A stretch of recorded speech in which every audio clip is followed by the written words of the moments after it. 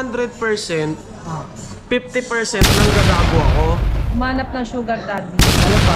Bali, tumutulong lang naman ako sa mga client kung ano yung mga needs nila. So, halimbawa, Ako naka-business lang. Ayun ah.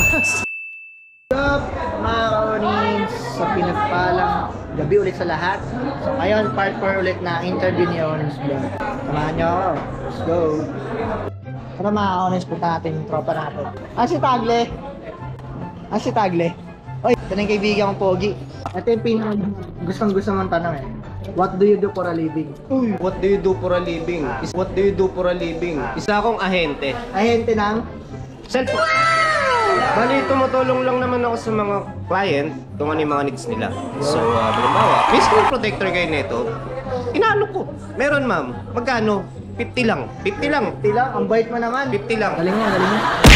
Shit. ito. Sama na ito. Ayan. Ayan.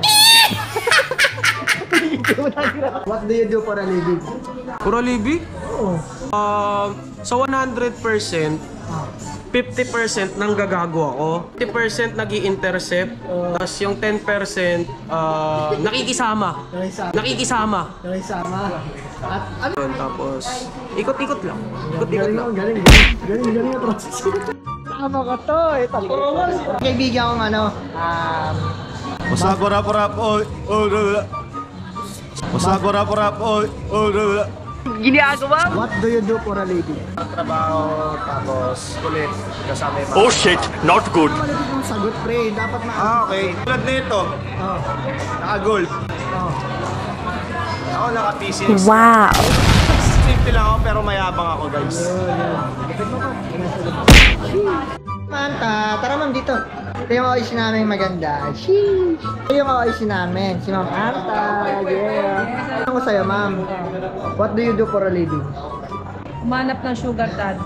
Ano pa? Benta ng cake. Yun. Baka ng ano, na temper glass, tapos ceramic. Ayun lang, mambudol. In short.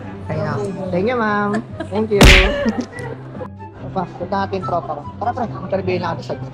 Alam mo ba yun? Ay, tatanungin kita, pre. What do you do for a living? Do for living, debenta ng mga mga cellphone natin dito, tapos konting business lang, yun lang. Yan yung kaibigan ko, Loki lang. Visit ka.